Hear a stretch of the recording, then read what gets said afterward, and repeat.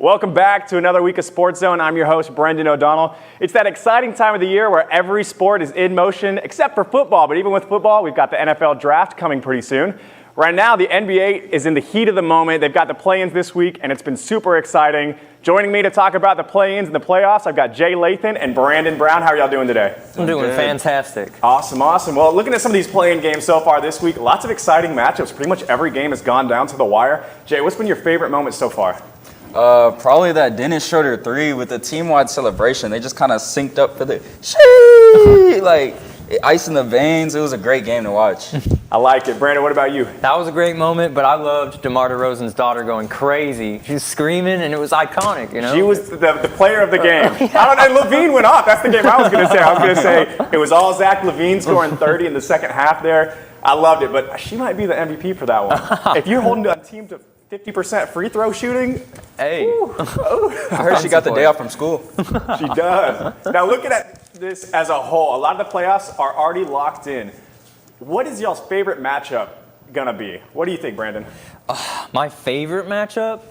I gotta say that I'm most excited for the Kings versus the Warriors because I think it's a proving grounds for both teams. We're gonna finally get to see if the Kings can do any damage after this play-out drought that they've had. And we're going to get a chance to see if the Warriors can kind of get over some of their season humps that they had and see, okay, can they possibly repeat? Can they do some damage in this playoff run? Jay, what about you? What's the most exciting matchup in this playoffs? I have that Memphis versus LA right there. You got the many storylines going. You got the new villains of the NBA with the Memphis Grizzlies and led by Dylan Brooks. Ja Morant, he's supposed to be a new changed man. I'm excited to see Kenny Lofton play for them. He was the G League Rookie of the Year. I want to see some valuable minutes with the loss of Steven Adams. I think Jaren Jackson will actually give Anthony Davis some trouble after watching that play-in game and how Karl Anthony Towns pretty much dominated until he got into foul trouble. But also for LA, this is Austin Reeves' time to get paid. Mm-hmm. That's going to be my favorite matchup as well. I think that's the most exciting one. Sadly, it's both the teams in the West that I want to root for. So one of them is getting bounced early. So I think I'm going to believe the Lakers are going to win this one. And I'm going to be rooting for the Lakers for most of this playoffs. I'm a LeBron fan. I love seeing legacies being built. For y'all, what team are you rooting for? The Mavs are out. I'm a Spurs fan. The Spurs are out. Texas teams are gone right now. Who are y'all going for? I got to go for the little guy, the team that's never really won anything. So I'm going either the Kings or the Suns. Both teams have never won, so hopefully they can get their first championship. First ring. I like it. Yeah. Jay, what about you? There's a kid from Akron that's been winning since I've been alive, since '03. And with a full hand of rings, if LeBron James gets that fifth ring, he's better than Jordan. It's undoubtedly he's the greatest scorer of all time. He's a great father, great role model. He's just single-handedly carried teams at an unprecedented level. And I'm going to have to say the Lakers to win it all. I like that. I like the Lakers. LeBron, the only thing he has left to prove is really the GOAT debate, and that's only for some people. Some people think he's already proved it. I believe you probably feel that way, Jay. Give him one more ring, I'll die on that hill. I believe it. Look at that. LeBron, he's going to pass Jordan. Just a full hand of rings, just raw, Nah. Yes. It's the best. It's the GOAT. All right, before we get into the GOAT debate, because I could do it all day. LeBron, nothing left to prove. Who does still have something left to prove, though? Brandon, who do you think? I got to go Chris Paul because Chris Paul, he's never won a ring. He's had an illustrious NBA career. He's been probably the best 6'0" player of all time. He's super short, super amazing. If he wins a ring this season, that'll just be the icing on a cake to his most illustrious career. I love it. Jay, who needs it? Who needs the ring? Who's got a lot to prove? Not too much on the short Kings, but I'm going to have to go with Nikola Jokic. I mean, he's going for that third consecutive MVP, but the man has never made it past the conference finals. Doesn't even have and the one time he made it to the Western Conference final, he got the gentleman's sweep by the Lakers, and I think he's starting to get that overrated label just because he can't produce in the postseason. Well, they're the one seed, so they should have home advantage the whole time through. Sadly, I'm feeling like if the T-Wolves end up winning that play-in game and they get the 8th spot, I've got them on upset alert. I think the Timberwolves really could show up in that game with the talent they have. If the Thunder go against them, not as much, but Nuggets are on upset alert for me going against the Timberwolves. Jay, who you got on upset alert? On upset alert, I'm going to have to take Brandon's pick and go with the Sacramento Kings, they're a team that's proven that they can actually shoot the three ball to compete with the Warriors. And I know the Warriors are considered a lower seed, but they're the defending champions. They have a dynasty that's really been kind of unprecedented since the Kobe Shaq Lakers or the San Antonio Spurs. So this newfound youth with De'Aaron Fox, his first All-Star appearance, and Sabonis averaging a double-double, I think they could upset the Warriors.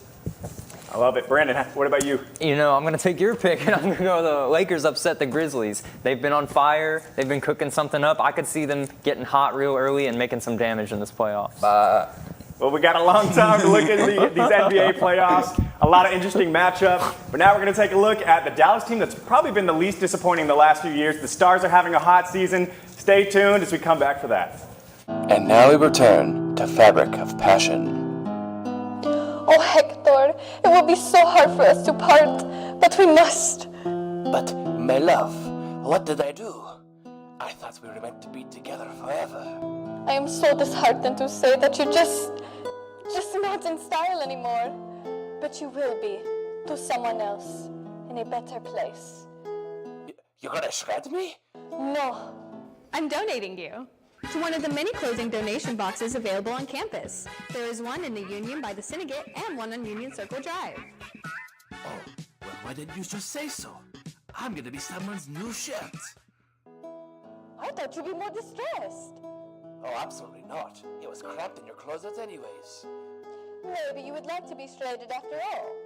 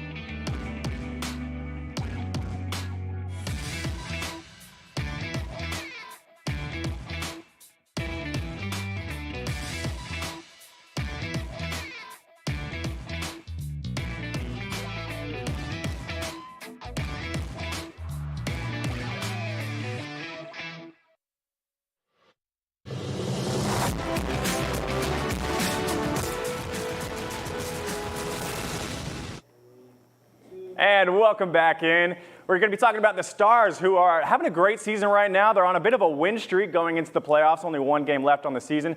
Joining me to talk about the Stars, I've got Matthew Watson and Isaiah Ortiz. How y'all doing today? Great.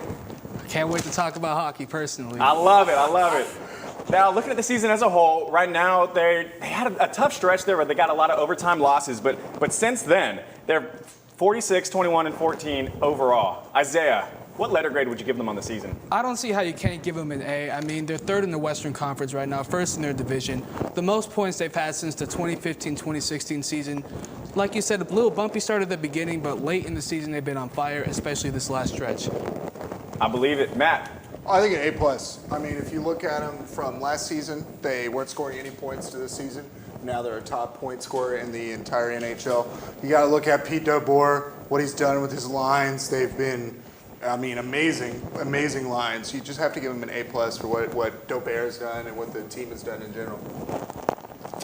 I would probably give them an A- on this one. In my opinion, just the overtime losses, man. At some point, they were on pace to have one of the worst overtime losses in the season, or overtime losses ever in a season. Yeah, that's true.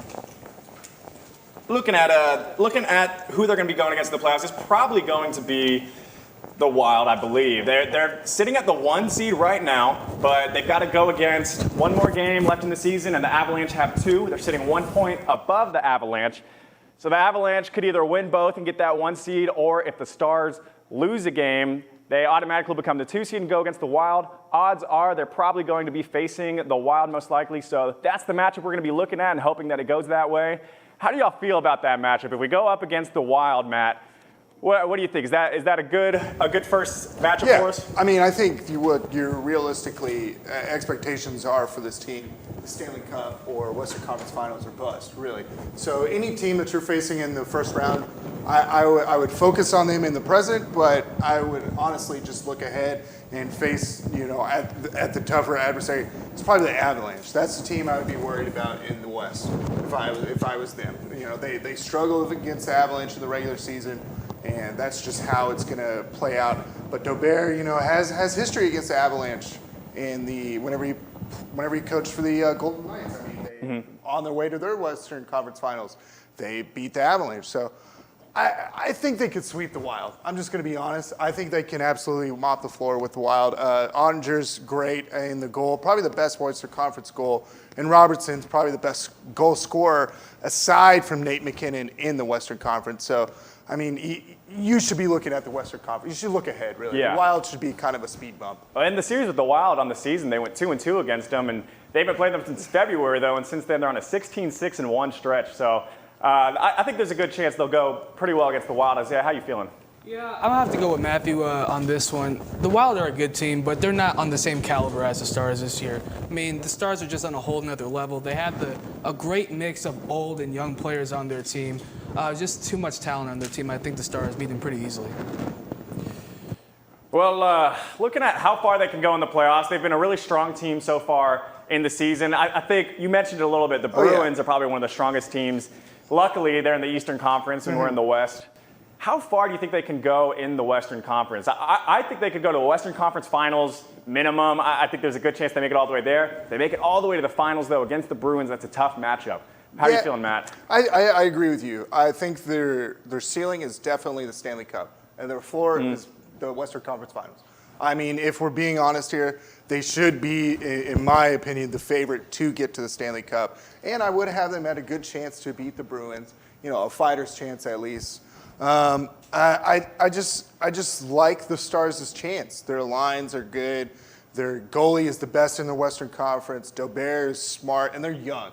That's what they have really going for them, too, is they have this great mixture of young and old talent that, the old is – I mean, Pavelski played 168 Stanley Cup playoff games. Yeah. That's so many games. And now he can pass it on to Jason Robertson and more to Miro Heiskanen and Ottinger. I mean, that's a lot of experience. So they have a great mixture. I think it is Western Conference Finals or bust for this team, really. Yeah, the veterans have really stepped up this season. Yeah. Sagan's kind of coming back, and Ben as well. And Ben's had a Benaissance, guys. Robertson's having a crazy season. It's a shame that he's probably not going to get the MVP, but looking at Connor with the Oilers. Connor McDavid's insane. Yeah, he's been killing it.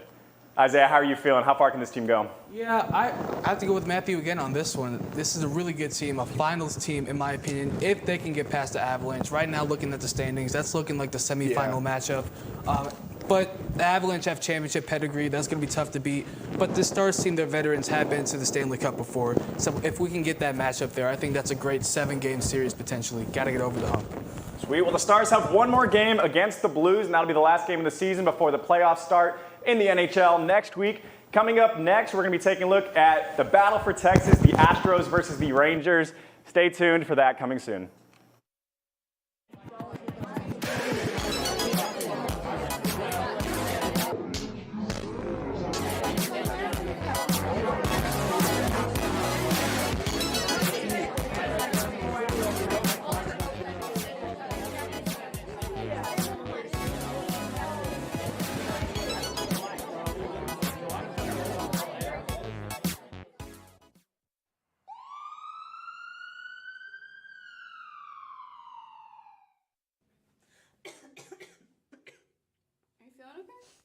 No, I've been feeling gross all week. Maybe we should go get a COVID test. But I already have all 3 of my shots. Yeah, but you can still get it. I mean, maybe we should go get one just in case. Yeah, you're right. We have that party and all that. Yeah. Where do we even get tested here? Let me check. You can find free COVID testing sites at the University Union, room 381 on weekdays, 8 a.m. to 7 p.m., and on weekends, 1 p.m. to 7 p.m., and at Chestnut Hall, room 120, from 8:30 a.m. to 4 p.m. You have to show the QR code given to you when you arrive for an appointment. Tests take no longer than 10 minutes to complete. Results will be sent through text or email within the next 48 hours.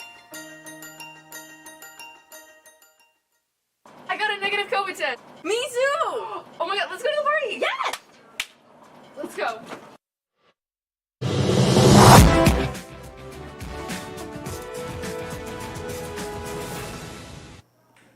Welcome back to SportsZone. Once again, I'm your host, Brendan O'Donnell, and we've got a big week in baseball coming up. Astros versus Rangers, their first of 4 series that they'll play this season.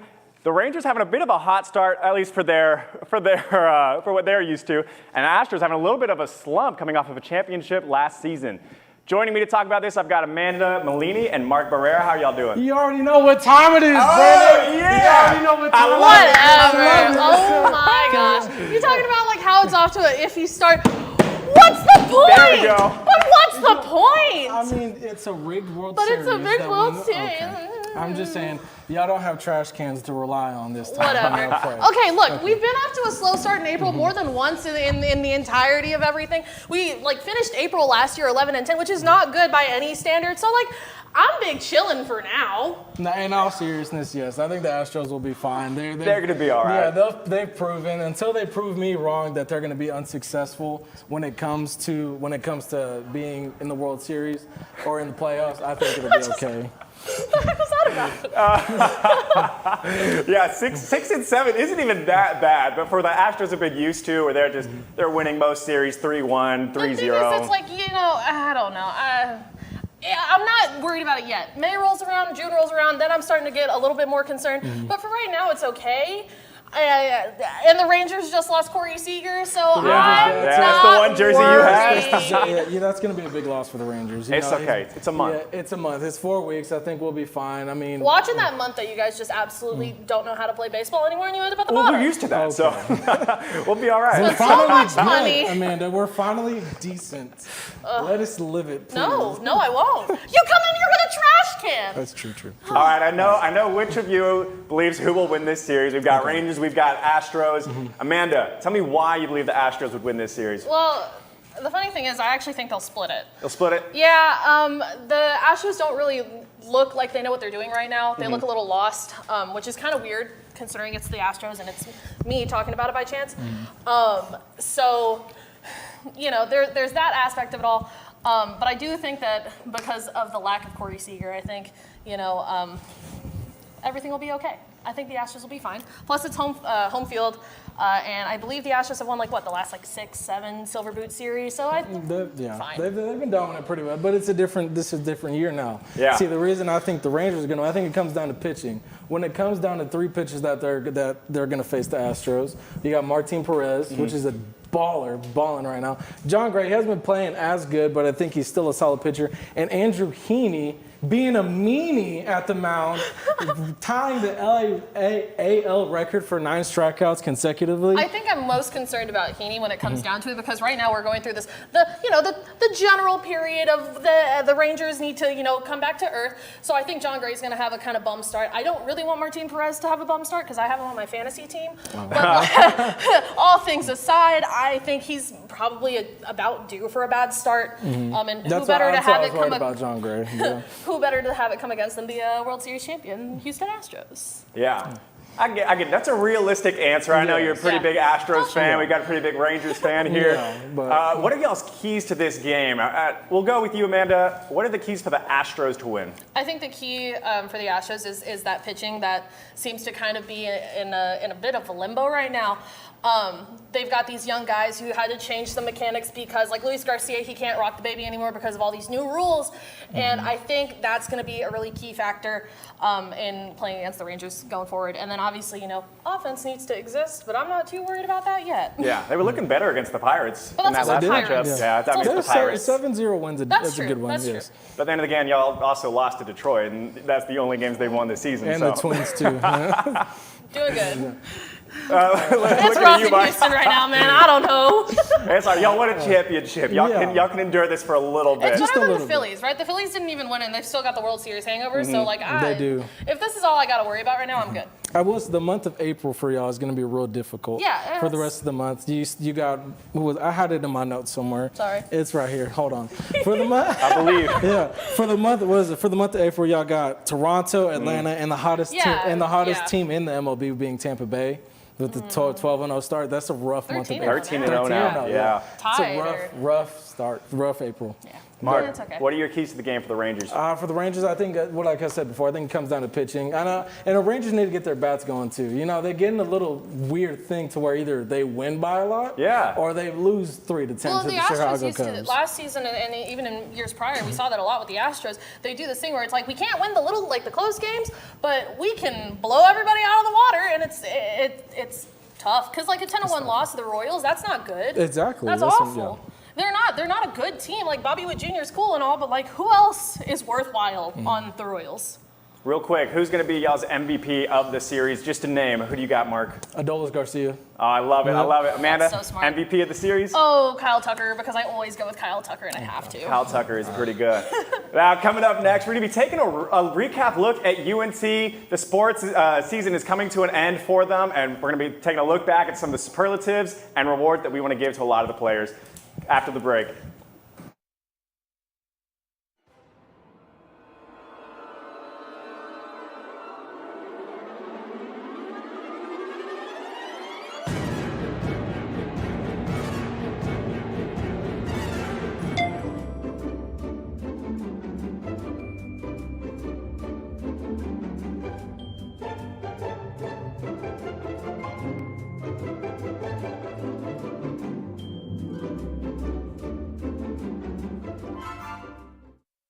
Has the weight of stress and anxiety ever felt too heavy to overcome? Wish there was a safe place to confide in? Wish granted. At UNT, we offer counseling and testing services to students located on the 3rd floor of Chestnut Hall.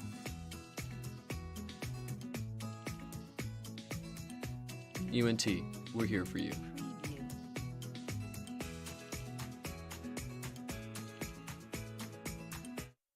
Can I see your voter registration, please? All right, you're good. No registration, no entry. All right. Let me see your voter registration card, please. I'm not registered to vote. No registration, no entry. Dude, my friends are already in there. No registration, no entry. What the? Join the club. Register to vote today.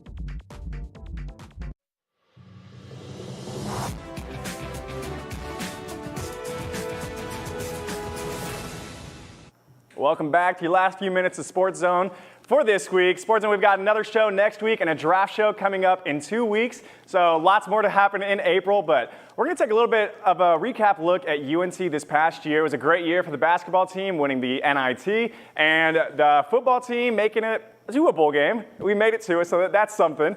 But here to give the rewards and accolades and superlatives to all the players. Joining me, I've got Gabe Ife and Kendall Keaton. How are y'all doing? Doing great. Awesome, awesome. Well, this one I'm really excited for. We've got a lot of fun ones. It's going to be kind of like your yearbook awards. Starting with the first one, we're going to be most likely to succeed, and in this case, most likely to go pro. Gabe, who do you have? For most likely to go pro, I have our very own kicker, Ethan Mooney. Now, he was an all-conference honorable mention. He had a field goal percentage over his whole career of 85%. You could see him potentially being a 7th-round pick. More likely, I could see him being an undrafted free agent. And I just really think he'll shine in camp because I just really think he's built up that North Texas grit. I think he could really shine in camp and get that spot. I love it. He's definitely been one of the shining stars for this UNT team now. Yes. How are you feeling? Who do you have as your most likely to succeed? I have Ethan Mooney as well. All right. I have to agree with Gabe. He kicked off 84 times for 5,342 yards and 63 touchbacks last season. He hit 54 out of 55 extra points his senior year and 2 field goals in the game 6 times in 2022. So. I'm curious if he'd get drafted or not, or if he'd more probably go undrafted free agent and then just walk on somewhere and test out his kicking. I think that's most likely what's going to happen. I think part of it is UNT is not a Power 5, school. Kickers rarely get drafted anyway. Yes. But I do like it as a good choice of somebody who could eventually make it onto an NFL team, practice squad at least. And they usually get their chance eventually. So I love it. I love it. Looking at the next one, we've got the best bromance, or just best duo in general. Gabe, who do you have for this one? For my best duo, I have Austin Ani and Jair Shorter. Now, Jair Shorter had caught 11 touchdowns from Austin Ani this year. He had 628 receiving yards. Anytime that Austin Ani needed a man to catch a big-time pass, he looked to Jair. That was a big, deadly duo for us in the football season. Yes. Kendall, what about you? Who's the best duo this year? So I got Varquias Gums and Jake Roberts. They're 2 tight ends on the football team. They were a great offensive spark for the team in October when they had their games. They paired very well together, and they both made the 3rd team All CUSA. All CUSA? Yes, sorry. Nice. That's a good selection. I love it. I love it.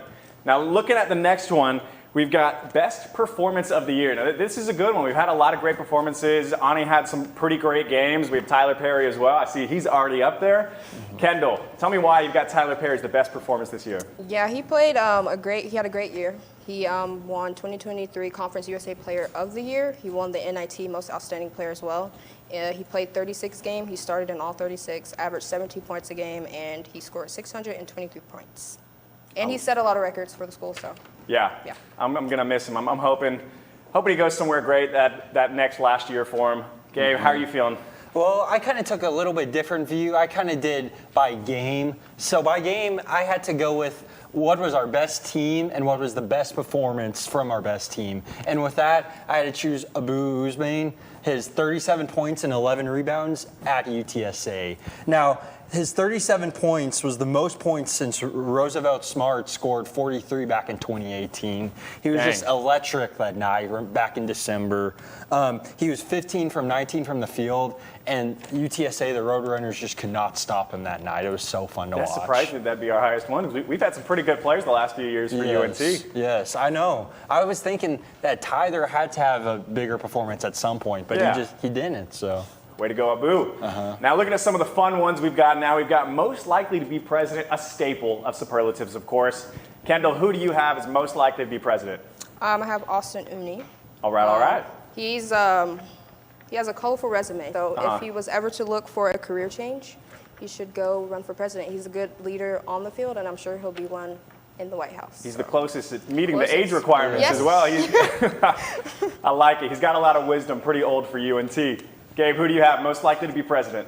I have to go with Tyler Perry, the MVP. From all the news stories being done, how he's been throughout the year, not any special deal. He'll just go to, different elementary schools, play with the kids. He's a great with the community. He really has the community skills. It was clear that he was the leader of the basketball team. They all rallied around him. He was the one that kind of got everybody going. He just kind of fits a perfect embodiment of what a great leader would be. I like it. Now we've got one more yearbook staple. It's best hair, of course. This one kind of speaks for itself. So we'll go ahead and start with yours, Gabe. I see you've got Kendall up here with best hair. Tell me a little bit about why you like it. Her braids are amazing. I love the color, the light pink. It's just amazing. You can look at it for a really long time. It's mesmerizing. And Kendall, what about you? Who do you have? I have Kendall as well. Kendall as well. It's a big day for Kendall. Yep. Her braids are awesome. Well, thanks guys for joining me today. Thanks to the crew as well. We've got a lot of playoffs starting this weekend, and the Astros-Rangers series starting Friday and going Saturday and Sunday as well. That's it for this week. Come back next week. Take care.